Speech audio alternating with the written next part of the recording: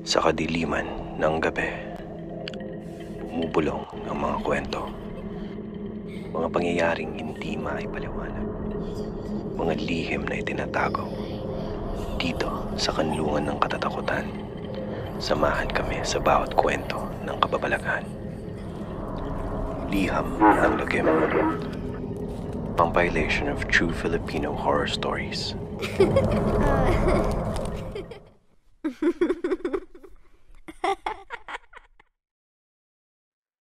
Bago ho tayo magsimula sa storya, ay inaanyayahan ko po kayong mag-subscribe sa aming channel. Napakalaking tulong po nito para sa aming munting programa. Maraming salamat po. Ang babae sa balon. Magandang bati po sa inyong programa. Tawagin niyo po ako sa pangalang Jericho. 25 anyos sa kasalukuyan. Naninirahan ngayon sa Cebu. Ako po ay masugid na tagapakinig ng inyong programa. Inaabangan ko po ang bawat uploads ng inyong channel. Maligayang bagong taon po sa inyo. Nag-send po ako ng liham sa inyong Gmail account. Baka ay mapili ang aking istorya. Maikli lang po ito at sana inyong magustuhan. Tungkol po ito sa isang balon. Balon doon sa aking dating inuupahan na boarding house. Ito po ang mga naganap. Taong 2016, nasa second year college ako noon sa isang pampublikong paaralan sa Naga, Cebu. Naisipan kong lumipat ng dorm kasi sobrang ingay ng aking tinutuluyan dahil ito'y nasa tabi lang ng highway. Kahit na gabi, ay hindi ako makapag-aral dahil sa ingay. Pati na nga din ang aking mga boardmates ay maiingay. Lalo na kung sila ay nag-iinuman. Tahimik kasi akong tao. Kakaunti lang ang kaibigan. Hindi rin ako mahilig sa mga pagliliwaliw. Kaya't napagpasyahan kong lumipat ng dormitoryo. Sa aking paghahanap online, ay may nakita akong available na dorm. May kalayuan. Ngunit base sa mga picture na andoon sa Facebook, ay maayos at mukhang tahimik naman ang komunidad.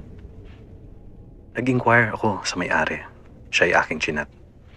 Siya namang tugon agad sa akin. Ako daw ay pwedeng lumipat kahit kailan ko naisin. Tinapos ko lang ang buwan noon at ako nga'y tuluyan ng lumipat. Mga 2 biyahe din ito mula sa aking paralan. Aking minarapat na lang dahil alam kong makakatulong ito sa aking mental na stabilidad. Pagkadating ko ay bumungad sa akin ang isang malaking bahay. Magarbo ngunit luma.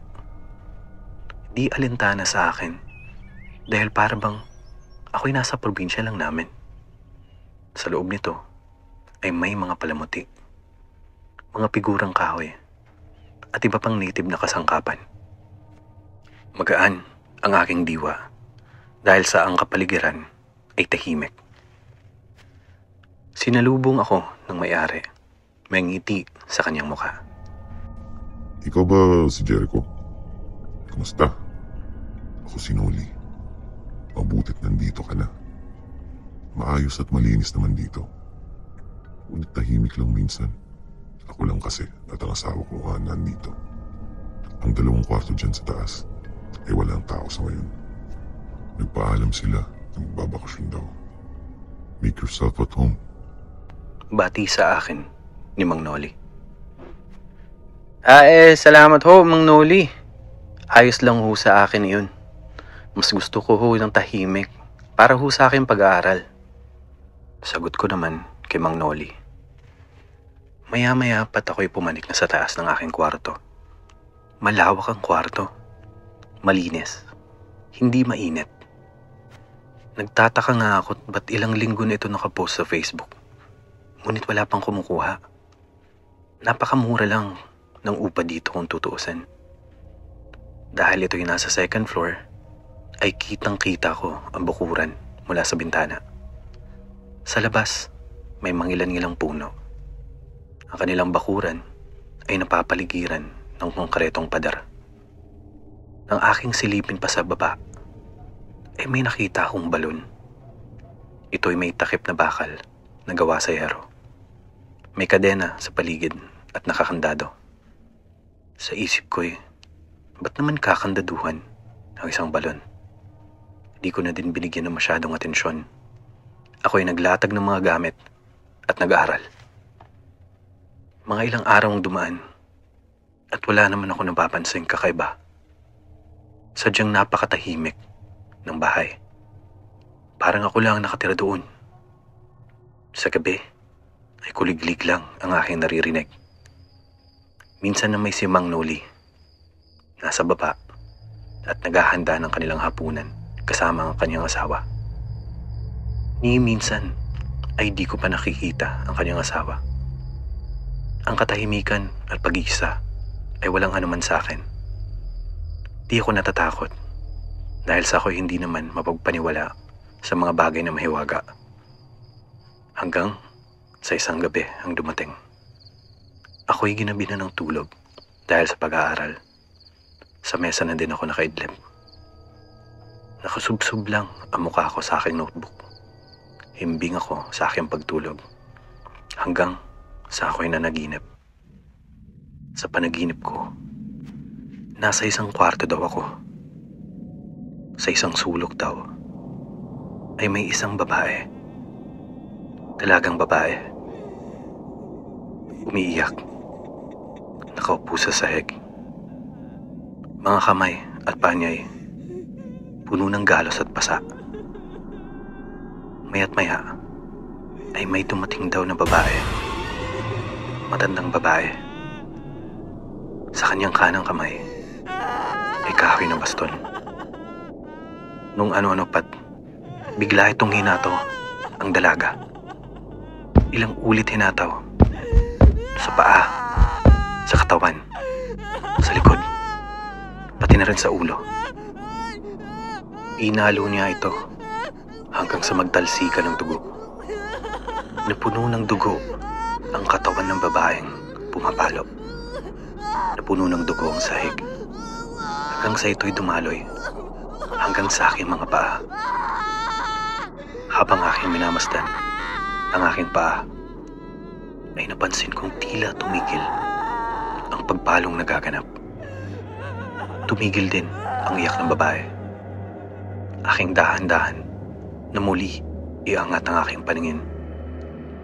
At aking namasdan, patay na ang dalaga. Nakatalikod lang ang matandang babae. Dahan-dahan nitong ibinaling ang kanyang mga paningin sa akin. Ang mukha niya ay puno ng dugo. Nakangiti. Nakakapangilabot ng ngiti. Ito'y tumakbo patungo sa akin. At nung ako'y aktong dadakmalin na, ay bigla akong nagising. Panaginip. Napakasamang panaginip. Wika ko sa aking sarili habang pinagpapawisan at naghahabol ng hininga. Doon pa lang ako nakaramdam ng sobrang takot sa aking tanambuhay. Unang beses ko pa lamang managinip ng ganoon. Nakakapanginig. Parang ang aking mga nasaksihan ay makatotohanan. Habang iniisip ko ang mga nangyari, ay di ko namamalayan na ako pala'y nakatulog muli. Hanggang sa ako'y magising. Ang umaga ay sumapit. Paalis na sana ako papuntang paaralan noon nang aking nadatnan si Manong Noli. Nag-aalmusal mag-isa. Sa tabi niya ay may plato na may pagkaing hindi inubos. Para bang pinaglaruan lang ang pagkain. Ang mga kanin ay nakakalat sa mesa. Nagkatinginan lang kami ng Mang Noli na parang wala lang. Siguro'y 3 araw din ang lumipas. Papalapit na noon ang aming finals. Puspusan na ako sa pag-aaral. Dapat ay mairaos ko itong mga natatakdang pagsusulit namin. Gabi-gabi, ako ay nag-i-extend para magbasa. Minsan pa nga ay umaabot ng tag-alas-3 na madaling araw. Isang gabi, patapos na sana ako sa pagbabasa nang may narinig akong huni. Huni na nanggagaling sa labas. Labas ng aking bintana. Napakahinang huni. Tumayo ako ng upuan at sinilip ko ang baba mula sa aking bintana. Ngunit wala naman akong nakita. Ito'y aking binaliwala lang at nagpatuloy sa pagbabasa. Maya't mayay, narinig ko ulit ang huni. Pinangkinggan ko na maigi. Psst! Psst! Lumapit ako muli sa bintana. Ito'y nagmumula sa balon. Ako'y napatras ng bagya. Sa aking kuryosidad, ay aking dahang-dahang sinilip ulit. Nakita ko ang takip ng balon. Parang gumagalaw ito. May kaunting siwang sa nakatakip na yero. Tinignan ko pa na mas maigi. Parang may gumagalaw na kung ano man. Tuluyan itong lumabas sa siwang na makita kong kamay ng tao. Maputlang kamay ng tao. Kamay na parang nababad sa tubig na matagal. Kulubot-kulubot na ito. Puno ito ng galos at pasa. Bumilis ang tibok ng aking puso. Ako'y napatras sa takot. Humiga ako sa aking kama at nagtalukbong ng kumot. Bukas ang mga ilaw noon, kaya't maliwanag ang paligid. Kita ko pa din ang buong kwarto dahil sa manipis lang ang aking kumot. Sa bintana ako, dahan-dahang may umakyat. Una ay kamay. Ang sumunod ay ulo. Dahan-dahan itong hinatak ang kanyang katawan mula pababa. At tuluyan nakapasok sa aking kwarto. Mahaba ang kanyang buhok. Ang katawan niya ay kay putla. Mga damit niya ay puno ng putik na itim. Basang-basa. Tumutulo ito sa sahig ng aking kwarto. Dahan-dahan itong naglakad patungo sa akin. Patalikod ako. Di ko alam ang gagawin. Ramdam ko na ito'y palapit ng palapit.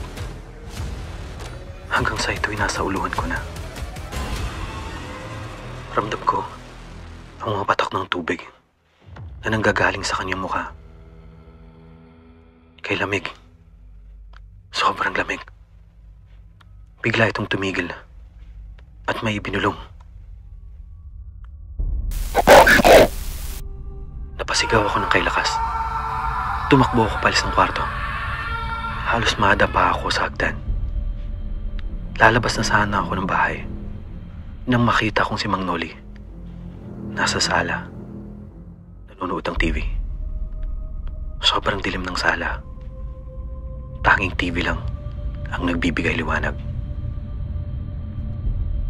Hindi ka rin ba makatulog, Jericho? Minsan, ang katahimikan mismo ang hindi nagpapatulog sa atin. Nakakabaliw.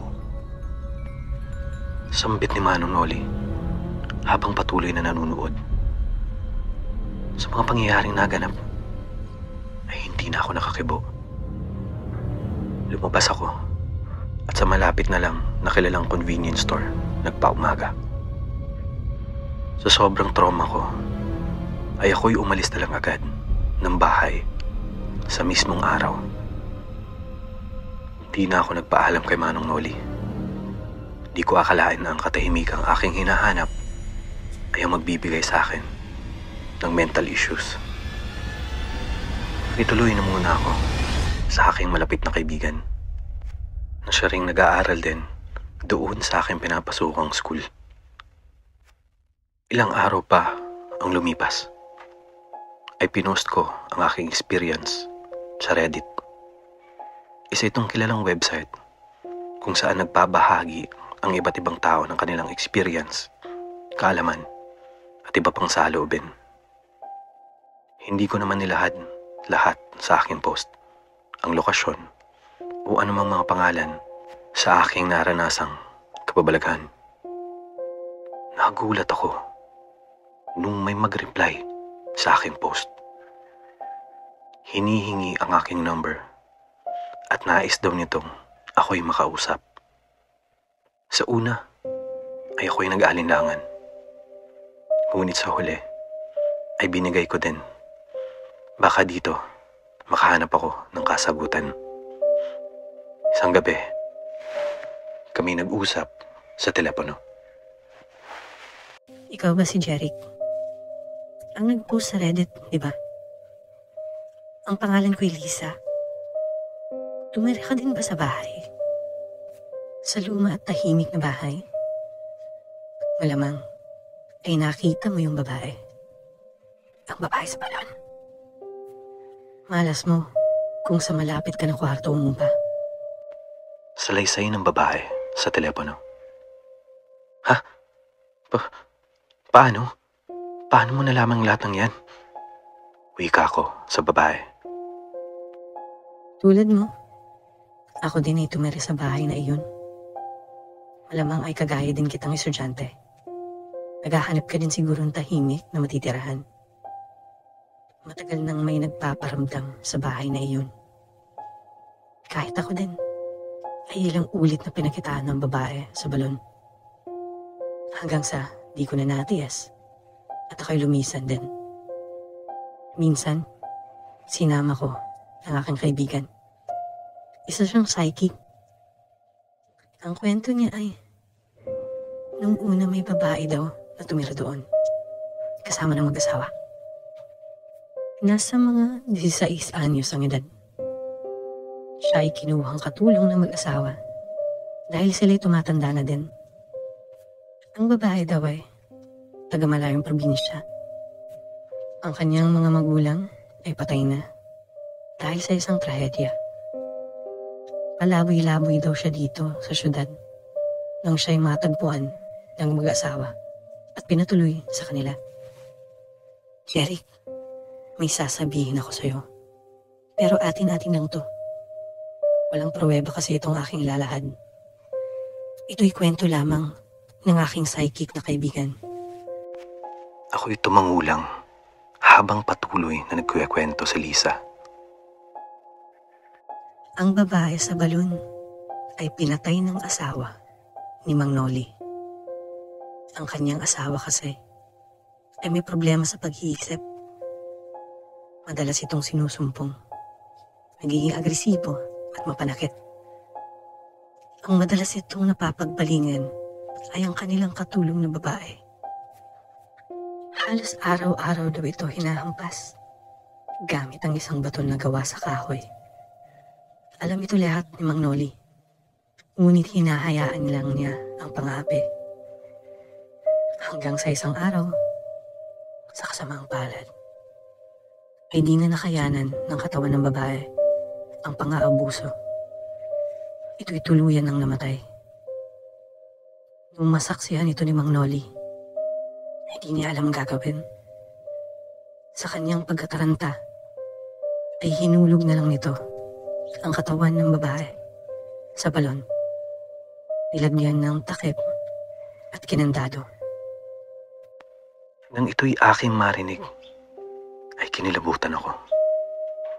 Akmang-akma sa aking napanaginipan. Nagkwentuhan pa kami ni Lisa ng aking mga nasaksihan. Kami ay naging magkaibigan. Ilang taon din ang lumipas. Ako'y nakatapos at nasa mabuting lagay sa kasalukuyan.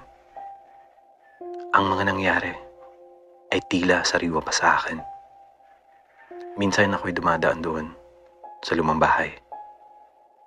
Nakita ko ang bahay ay pinagbebenta na. Balita ako sa mga taga doon na pumanaw na daw ang asawa ni Mang Noli. Si Mang Noli naman daw ay umuwi ng probinsya. Ang tanong ko lang sa aking sarili, kung may hustisya bang dapat na ipataw o katang isip lamang ang lahat. Salamat po sa pakikinig at more power sa liham ng lagim.